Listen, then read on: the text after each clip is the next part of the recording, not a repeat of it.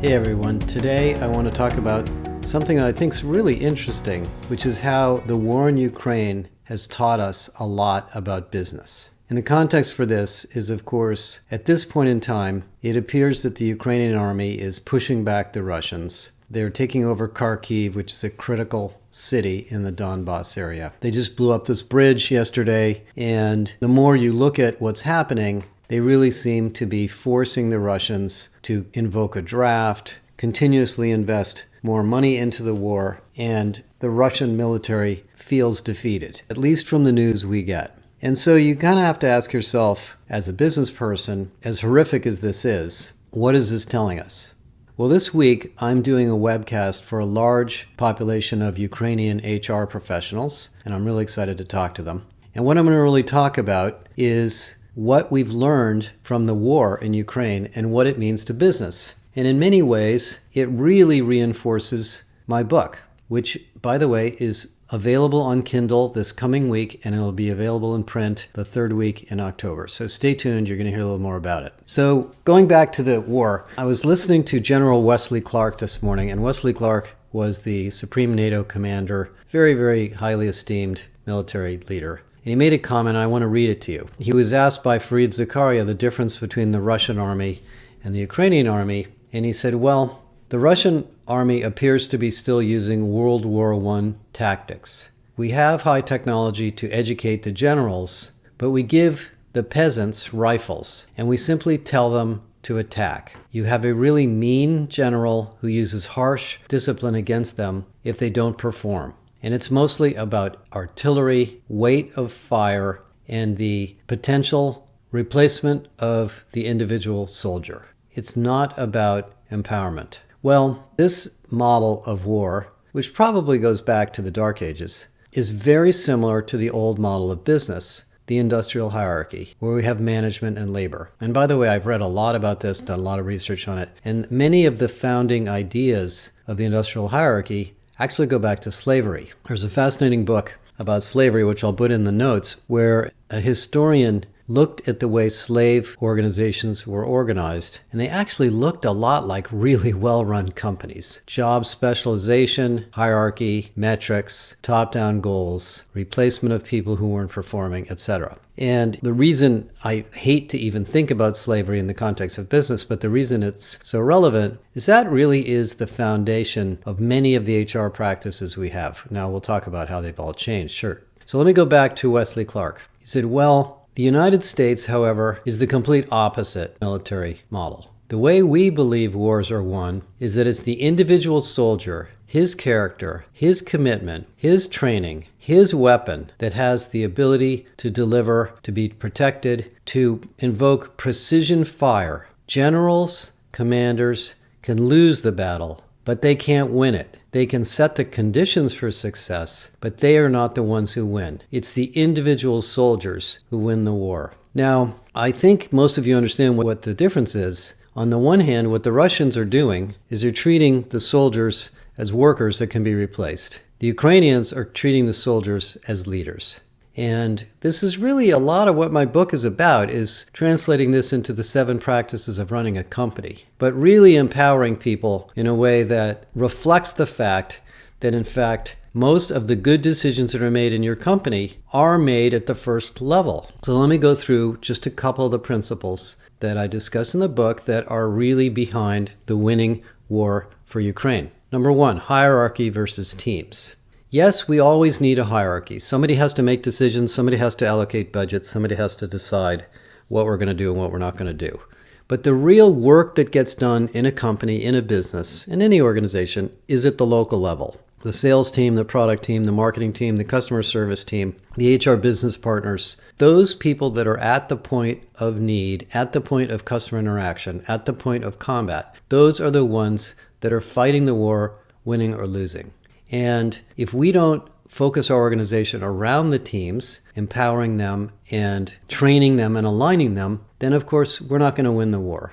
And in fact, Stanley McChrystal, whose book about teams I found absolutely fascinating, and it's a really important read, talked about how in the Iraq War, the reason the United States was losing because they had too much top-down command and control. So he flipped that, and he gave the team commanders all the information they needed right from the intelligence systems to run their own organizations. And he connected these teams together using what he called liaison officers. And these teams got smarter and smarter and smarter and suddenly started to jump ahead of the enemy. And that is exactly what happens in a company. And I think it happens at the individual level, not just the team level. We obviously need to make teams work well together, and there's a lot of information in the book about that. But really, every individual in the company, in your company, has the power to do amazing things if they know what their job is, if they have the skills, if they feel supported and aligned. So that's number one. Number two is this idea of culture versus rules, and that's the phrase in my book, but let's translate that into the military. In the Ukrainian army,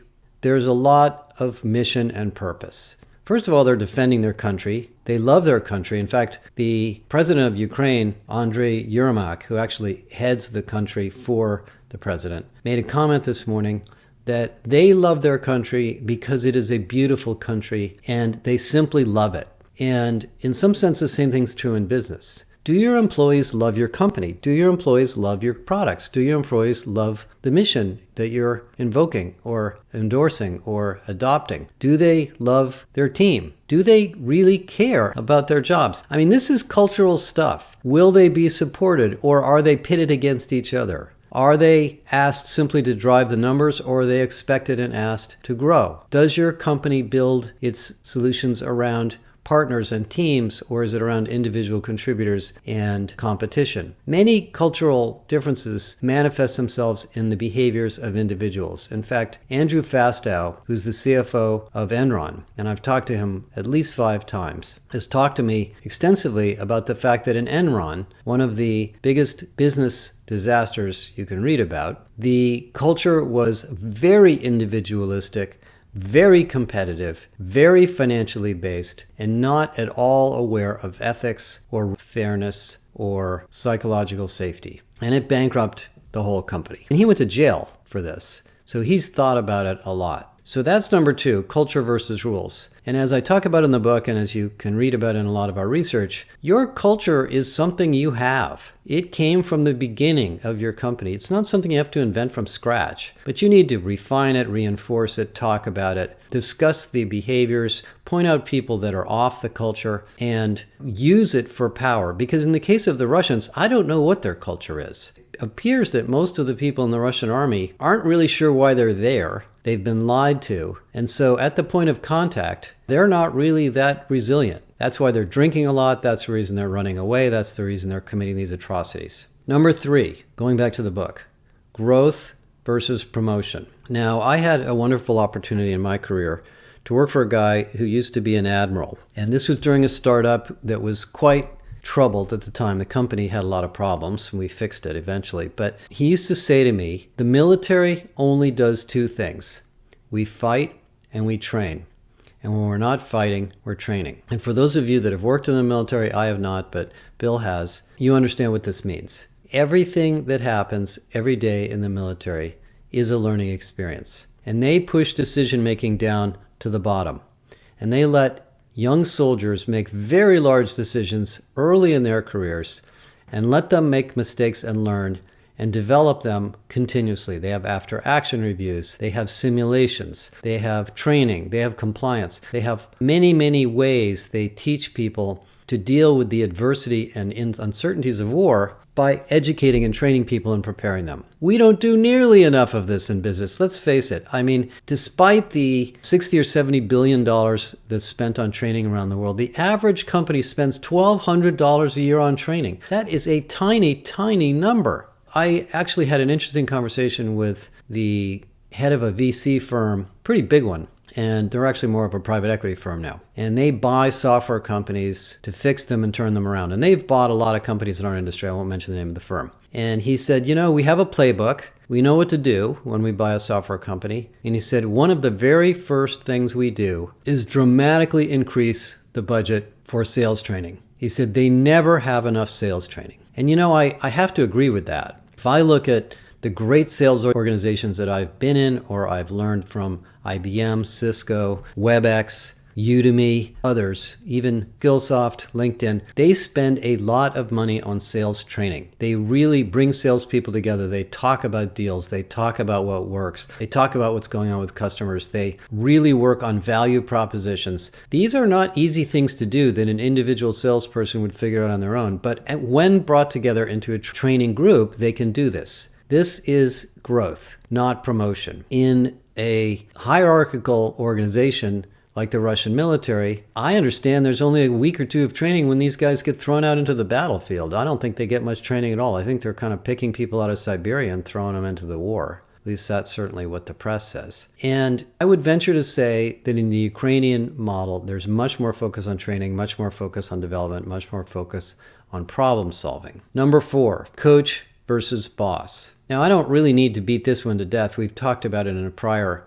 webcast, but in a coaching model of leadership, management knows, as Wesley Clark mentioned, that they are not the ones winning the war. It is the individuals. It is the individuals in sales, in product, in marketing, in operations, in distribution, in the retail stores that are delivering the solution at the point of contact. Because if there's anything I know about business, it's all about value, adding value to the customer in some unique way. That is done by the individuals working directly with the customer, directly with the client. Those people don't like to be bossed around. Yes, they need direction. Yes, they need support. But they really want to learn how to do their jobs better, and that's what coaching is all about. I actually have a very good friend who was working for a startup, and this particular person is a highly esteemed, very successful salesperson, overachieved quota in every role she had prior. And in this new job, her boss was micromanaging her.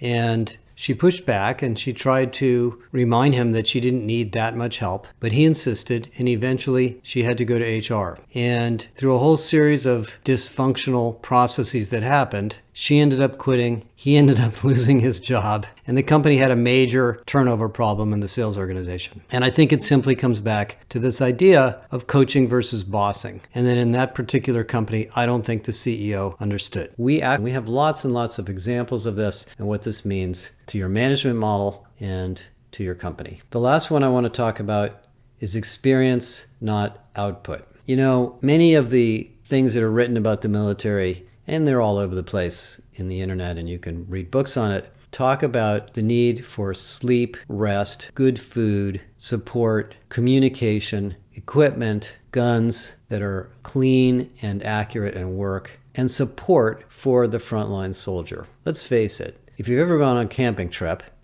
and your tent broke, or you couldn't get your campfire to start, or your matches were wet, or your socks were too thin and they gave you blisters, it's a miserable experience.